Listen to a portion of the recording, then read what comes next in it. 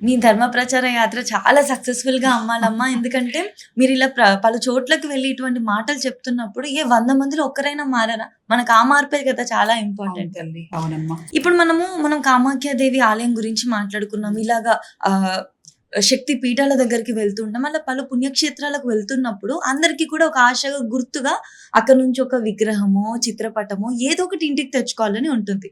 అసలలా తెచ్చుకోవచ్చా? ఒకవేళ తీసుకొస్తే అసలు ఆ పవిత్రతను ఏ విధంగా కాపాడుకోవాలి? కామాఖ్య గురించి చెప్పుకుంటున్నాం మనము. హ్మ్. అక్కడ అమ్మవారికి అంబువాచిలో వచ్చినటువంటి ఆ వస్త్రాన్ని ప్రసాదంగా ఇస్తారు అని చెప్పాను. హ్మ్. లక్షల మంది, కోట్ల మంది ఆ ప్రసాదం తమకు దక్కాలి అని వెళ్తూ ఉంటారు. హ్మ్. అంటే కేవలం ఆ ప్రసాదాన్ని తెచ్చుకోవటానికే వెళ్ళేవాళ్ళు ఉన్నారు చాలా మంది. ఆ! అమ్మవారి యొక్క శరీరంలో నుంచి వచ్చేటువంటి ఆ ప్రసాదానికి మహత్తరమైన శక్తి ఉన్నది.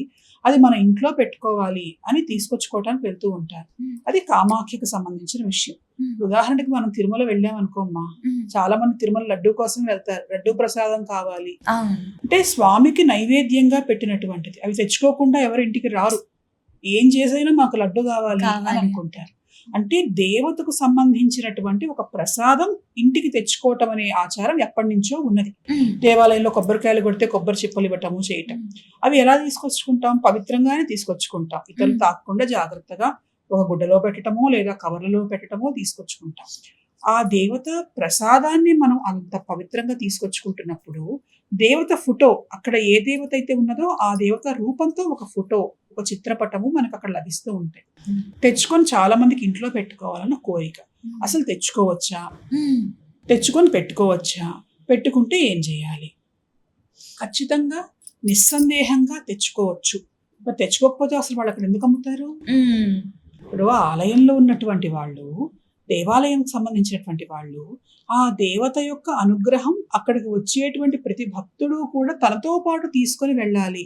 కనిపించకుండా అదృశ్య రూపంలో ఆ దేవత శక్తి ఎప్పుడు ప్రసరిస్తుంటుంది. కానీ కంటికి కూడా కనిపిస్తే బావుంటుంది కదా! అందుకని ఆ దేవతా రూపాన్ని ఆ క్షేత్రం నుంచి తెచ్చుకుంటారు. ఆ దేవత యొక్క సన్నిధిలో ఆ రూపం ఉండటం వల్ల, ఆ దేవత యొక్క శక్తి ఎప్పుడూ కూడా ఈ విగ్రహాల మీద గావచ్చు, ఈ ఫోటోల మీద గావచ్చు పడుతూ ఉంటుంది. హ్మ్. అంటే తెలియకుండా, మనకు తెలియకుండానే ఆ దేవత యొక్క శక్తి రూపాన్ని మనం తెచ్చుకుంటున్నాం. హ్మ్. తెచ్చుకుంటూ ఉన్నప్పుడు నిస్సందేహంగా తీసుకెళ్ళొచ్చు. దాంట్లో సందేహం లేదు. తీసుకెళ్ళకూడదనుకుంటే అసలు దేవాలయం ఆ సదుపాయమే మనకు చెయ్యదు. అవును. తీసుకెళ్ళొచ్చు. హ్మ్. తీసుకెళ్ళేటప్పుడు ఎలా తీసుకెళ్ళాలి? హ్మ్. మరి ప్రయాణాలు చేస్తూ ఉంటాం.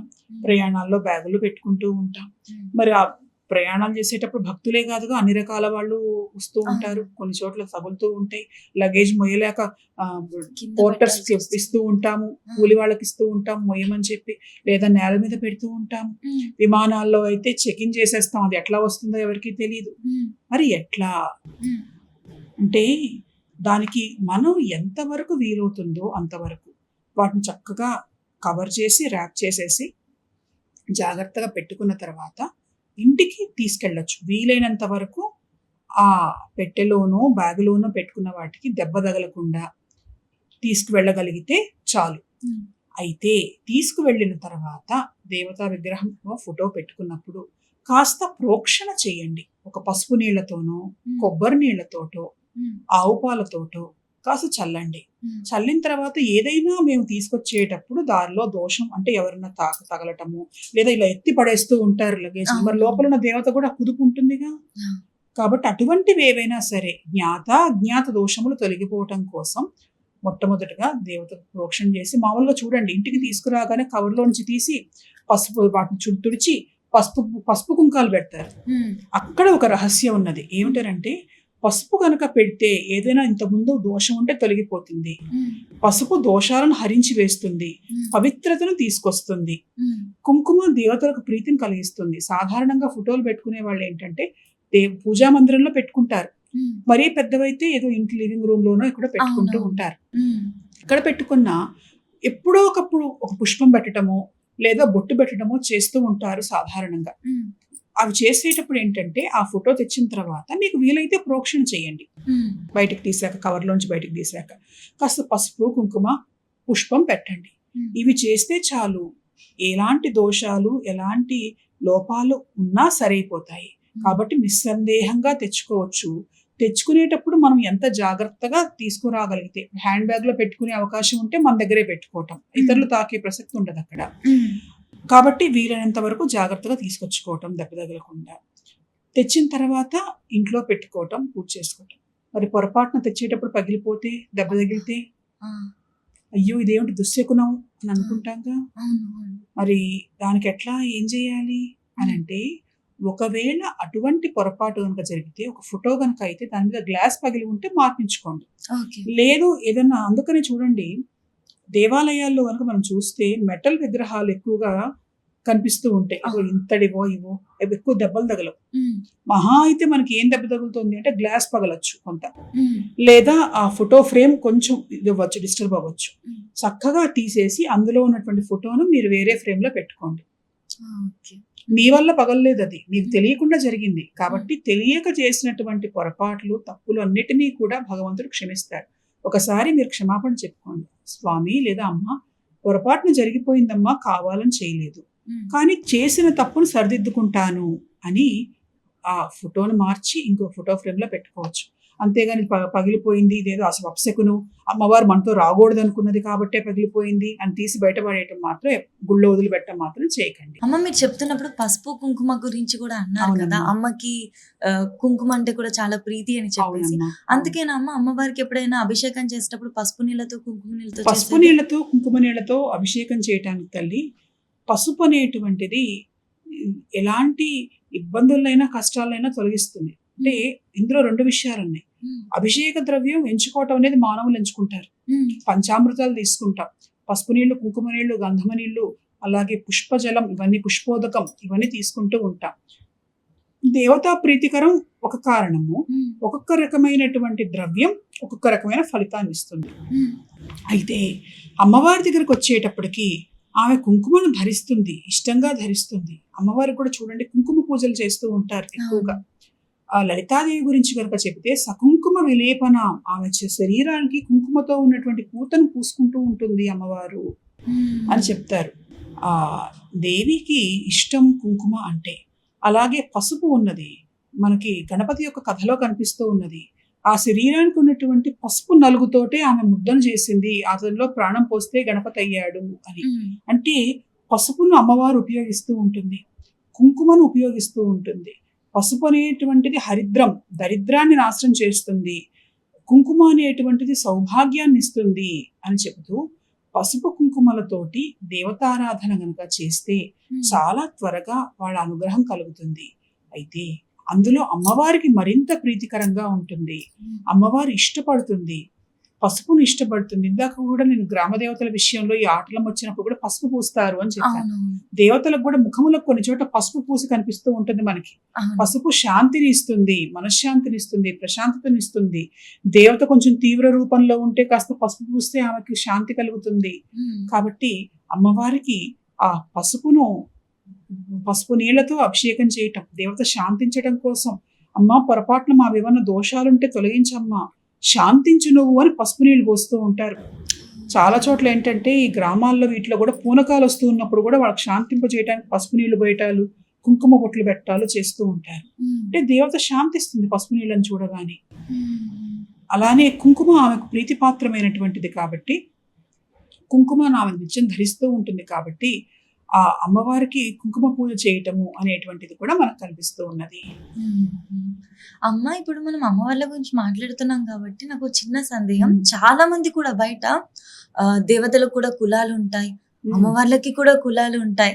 ఏంటమ్మా నిజంగా అమ్మవార్లకి కులాలు ఉంటాయా? అలా అయితే ఆ కులం వాళ్ళు వచ్చి మొక్కితే వాళ్ళకి స్పెషల్ ఇంపార్టెన్స్, విఐపి ట్రీట్మెంట్ ఉంటుందా? నేను దీనికి సమాధానం నేను చెప్తాను, సందేహం తీరుస్తాను. నేను మిమ్మల్ని ఒక ప్రశ్న అడుగుతాను. మీకు వాసవి కన్యకా పరమేశ్వరి తెలుసా? అమ్మవారు ఆమె దివ్యలోకములలో ఆ తల్లిదండ్రులు లేకుండా వాళ్ళు రూపాలు తీసుకున్నారు. ఇప్పుడు లలితాదేవికి తల్లిదండ్రులు ఎవరు? ఆమె ఒక మహత్తర చైతన్యంలో నుంచి ఒక రూపాన్ని ధరించింది. ఆమె సృష్టి అందరికీ కూడా అధిదేవతగా లలితా సంప్రదాయంలో చెప్తున్నారు. అదే వైష్ణవం అయితే విష్ణుమూర్తి సృష్టించాడు అని అంటారు, శైవంలో శివుడు సృష్టించాడు అని అంటారు. అంటే వాళ్ళు సృష్టి చేశారు తప్ప తల్లిదండ్రులకు సంతానంగా వీళ్ళు కలగలేదు అని చూస్తే. కానీ కొంతమంది మహనీయులు, మహర్షులు, మహానుభావులు తపస్సు చేసి దేవతలను తన సంతానంగా పొందారు. దేవతలను తన సంతానంగా పొందాడు. రాముడు క్షత్రియుడు, క్షత్రియ కులంలో పుట్టాడు. మరి వాళ్ళ ప్రతివాడు రాముడు లాంటి భర్త కావాలంటాడు, రాముడు లాంటి రాజు కావాలంటారు, మాకు రామరాజ్యం కావాలంటారు, రాముడు లాంటి కుమారుడు కావాలంటారు. మరి అన్ని వర్ణముల వారు ఆయన పూజిస్తున్నారుగా. ఆయన కేవలం క్షత్రియులకు మాత్రమే వరమిస్తాడా? కాదు. అలాగే కృష్ణుడు కూడా అంతే. అలాగే అమ్మవారి దగ్గరకు వచ్చేటప్పటికి ఒక లక్ష్మీదేవి గురించి ఉదాహరణ చెప్తాను. దివ్యలోకములలో లక్ష్మీదేవి ఉన్నది. ఆమె అమ్మవారు జగజ్జనని తనలో నుంచి ఒక శక్తిని తీసి విష్ణుమూర్తికి ఇచ్చింది లక్ష్మీదేవి అని ఒక కథ. ఆ తర్వాత ఆమె క్షీరాబ్ది కన్యకగా క్షీరసాగరంలో నుంచి పుట్టింది. క్షీరసాగర మథనం జరిగేటప్పుడు అదొక రూపం. అది కాక భృగు మహర్షి ఆమె కోసం తపస్సు చేశాడు. తపస్సు చేసి ఆమె ప్రత్యక్షమైతే ఏం కావాలి అని అడిగితే, అమ్మా నువ్వు నా కుమార్తెగా జన్మించు అని అడిగాడు. భృగు వంశంలో భృగు మహర్షికి బ్రాహ్మణ వర్ణంలో అమ్మవారు పుట్టింది. బ్రాహ్మణ కులంలో భార్గవి అని అన్నారు. అంతవరకు బానే ఉంది. ఆ తర్వాత ఆ లక్ష్మీదేవి చెంచు లక్ష్మిగా ఒక అవతారం తీసుకుంది. ఆ నరసింహస్వామి ఆయన ఉన్నాడు. ఆయన వచ్చినప్పుడు అక్కడ పుట్టుక అనేది చెప్పకపోయినా చెంచులు గిరిజన జాతి స్త్రీగా ఆమెను పూజలు అందించుకుంటున్నాం మనం. చెంచు లక్ష్మి, చాలా మంది చెంచమ్మని పూజిస్తున్నాం, చెంచు లక్ష్మిని పూజిస్తున్నాం. అంటే ఆ జాతి సంబంధించినటువంటి రూపాన్ని ఆమె ధరించింది. నేను ఈ కొండజాతి పిల్లను అని అన్నది, కొండజాతిలో పుట్టానని అన్నది. అదే లక్ష్మీదేవి ద్వాపర యుగంలో భీష్మకుడి కుమార్తెగా క్షత్రియ వంశంలో రుక్మిణీదేవిగా జన్మించింది. అంటే ఆమె ఇప్పుడు క్షత్రియురాలుగా పుట్టింది. మరి ఆ కులములలో పుట్టినప్పుడు ఆ కులంలో పుట్టిన దేవతగా భావించవచ్చు. కానీ అలా ఆ కులం వాళ్ళు పూజిస్తేనే అనుగ్రహిస్తుందా అంటే చాలా తప్పు. మరి వాళ్ళందరినీ పూజిస్తున్నాంగా, చెంచులక్ష్మిని పూజిస్తున్నాం, లక్ష్మీదేవిని పూజిస్తూ ఉన్నాం, అలాగే రుక్మిణి సత్యభామ కళ్యాణాలు మనం చేస్తూ ఉన్నాం. ఎవరు చేసినా వాళ్ళు పలుకుతారు. తర్వాత పార్వతీదేవి గురించి చూడండి. ఆమె హిమవంతుడి కుమార్తెగా పుట్టింది. పర్వతరాజు, కొండరాజు అన్నారు, కొంతమంది కొండజాతి అన్నారు. అలాగే దక్షుడి కుమార్తెగా పుట్టింది. బ్రహ్మకుమారుడుగా కొంతమంది బ్రాహ్మణ వర్ణంలో పుట్టిందని చెప్తూ ఉంటారు. అలాగే అమ్మవారు పార్వతీదేవి ఆమె వైశ్య కులంలో పుట్టింది. వాసవి కన్యక పరమేశ్వరి, ఆమె వైశ్య కులంలో జన్మించింది. అలాగే మాతంగుడు అనేటువంటి వ్యక్తి తపస్సు చేసినప్పుడు ఈవిడ లలితాదేవి యొక్క మంత్రిని శ్యామలాదేవి ఆమెను తన కుమార్తెగా కావాలని అడిగాడు. అమ్మా నా స్నేహితుడు ఒకడు ఉన్నాడు హిమవంతుడు, ఆయనకి నువ్వు కుమార్తెగా వచ్చిందిట. లలితాదేవి అమ్మవారు ఆమెను పార్వతిగా ఉన్నది, కానీ హిమవంతుడి కుమార్తె కాబట్టి ఆమెను హైమవతి అని అంటున్నారు. నాతో ఎప్పుడు మాట్లాడినా నేను చాలా గొప్పవాడిని అయ్యా, అమ్మవారి నాకు కుమార్తెగా పుట్టిందని అంటున్నాడు. నాకు కూడా అనిపించింది ఆ అదృష్టం అతడికైనా నాకెందుకు కలగకూడదు అని అనిపించింది. నువ్వు నాకు కుమార్తెగా జన్మించమ్మా అని అడిగాడు. అడిగితే ఆమె అనుగ్రహించి ఆయన భార్య అయినటువంటి సిద్ధిమతీదేవి కలలో కనిపించి ఒక పుష్ప గుచ్చాన్ని ఇచ్చింది. ఆమెకు కుమార్తెగా జన్మించింది. వాళ్ళను మాతంగి అసలు దేవత అక్కడ ఉన్న ఆమె అంశతో వచ్చినటువంటి ఈమెను చాండాలిని అనేటువంటి పేరుతో పిలిచారు. చండాల కులంలో జన్మించింది ఈమె అని. కానీ ఆ రూపానికి ఏదో చండాలం అంటే ఏదో అసహ్యమైనది అనేటువంటి పిచ్చి అర్థంలో వాడుతుంటారు. కాదు, అపరిశుభ్రమైనటువంటి దాన్ని కూడా అసహ్యించుకోకుండా దాన్ని కూడా దేవతాత్మకమైనటువంటి రూపంతో భావించేటువంటి రూపం చాండాలిని రూపం.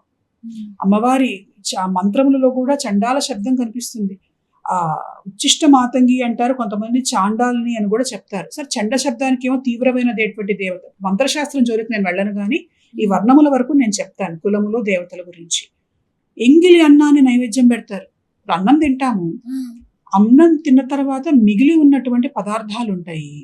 ఆ పదార్థములకు ఈమెను అధిదేవతగా చెప్తారు, ఈ చాండాలిని అనేటువంటి దేవతను. ఈమె ఈ మాతంగ మహర్షి కుమార్తెగా జన్మించింది. ఆమెకి ఆ అధికారం ఉన్నది అని కైలాసంలో ఇచ్చాట పార్వతీదేవి పరమేశ్వరుడికి జరిగినటువంటి ఒక సంఘటనలో. ఏమిటి అని అంటే, ఒకరోజు పార్వతీదేవి పరమేశ్వరుడు లక్ష్మీనారాయణులను కైలాసానికి పిలిచారు భోజనానికి. పద్మనాభ సహోదరి కదా ఆమె పిలిచింది. వాళ్ళ అన్నగారు రాగానే రకరకాల వంటలు చేసి పెట్టింది స్వయంగా. నలుగురు కూర్చొని భోజనం చేస్తూ ఉన్నారు.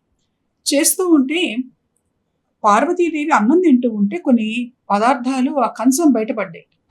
పడితే శివుడు అన్నట్ట, నువ్వేదో జగన్మాతను అంటావు, అన్నపూర్ణం అంటావు, నీకు అన్నం తింటాం కూడా సరిగ్గా రాదు, సరిగ్గా తినట్లేదు, అన్ని కంచం బయటపడుతున్నాయి అని అన్నట్ట. అంటే లక్ష్మీదేవి నవ్విందిట. కొంచెం ఉక్రోషం వచ్చింది పార్వతీదేవికి. భర్త అన్నాడు, పైగా లక్ష్మీదేవి నవ్వుతున్నది. పాపం విష్ణుమూర్తి ఏమో అయ్యో ఇదేమిటి మా సోదరుని ఇట్లా అంటున్నారు వీళ్ళిద్దరు ఆయన అనుకుంటున్నాడు. అనుకుంటూ ఉంటే ఆమె ఒక్కసారి ఒక స్మరణ చేసిందిట పార్వతీదేవి. ఇంతలో ఆ కంచం బయట కూర్చొని ఒక వీణ పట్టుకున్నటువంటి ఒక దేవత అక్కడికి వచ్చి ఆ అన్నం తింట మొదలుపెట్టింది. మొదలు పెడితే కంచం బయట ఉన్నటువంటి అన్నం. ఆశ్చర్యపడుతున్నారు మిగిలిన ముగ్గురు. ఎవరు ఆమె అని అంటే ఉచ్చిష్ట చాండాలి దేవి. ఉచ్చిష్టం అంటే ఎంగిలి అని ఒక అర్థం ఉన్నది, మహా గొప్పది అని ఇంకొక అర్థం ఉన్నది. కానీ ఇక్కడ ఎంగిలిని తినేటువంటి దేవత. ఎంగిలిని ఎవరైనా అసహించుకుంటారు, ఒకళ్ళు ఎంగిలి తినడానికి ఇష్టపడరు. కానీ ఆ అన్నం ఏదైతే ఉన్నదో, తినే పదార్థం ఏదైతే ఉన్నదో, అది ఎంగిలైనా సరే దానిలో జీవశక్తి ఉంటుంది. అన్నం పరబ్రహ్మ స్వరూపము కాబట్టి అందులో శక్తి ఉంటుంది. దాన్ని అసహ్యించుకోకుండా దాన్ని స్వీకరించేటువంటి దేవతగా చాండాలి దేవిని, ఆమెకు సంబంధించినటువంటి అధిదేవతగా పార్వతీదేవి పరమేశ్వరుడు నియమించారు. అంటే అసహ్యం అనేటువంటిది ఈ సృష్టిలో ఉండకూడదు అని ఆ వర్ణంలో కూడా అమ్మవారు పుట్టారు. మాతంగి అని అంటారు. ఆ రోజు నుంచి మాతంగ మహర్షి కుమార్తె కాబట్టి ఆమెను మాతంగి అని అంటారు. నిమ్న వర్ణంలో పుట్టినటువంటి దేవిగా చెబుతూ అన్ని కులములలో కూడా అమ్మవారు ఆమె రూపములు ఉన్నాయి. అన్ని కులాలు ఒక్కటే ఆమెకి. దేవతలకు కులాలు ఉన్నాయా అని అన్నారు మీరు. దేవతలకు అన్ని కులాలు ఒకటే అని చూపించటం కోసం ఆమె అన్ని కులాల్లోనూ పుట్టింది. అక్కడ ఉండి ఏదో మీరు అందరు నన్ను రండి, మీ ఏ కులం వాడు నన్ను పూజించినా నేను అనుగ్రహిస్తానని చెప్పటం మాత్రమే కాదు, చేసి చూపించింది.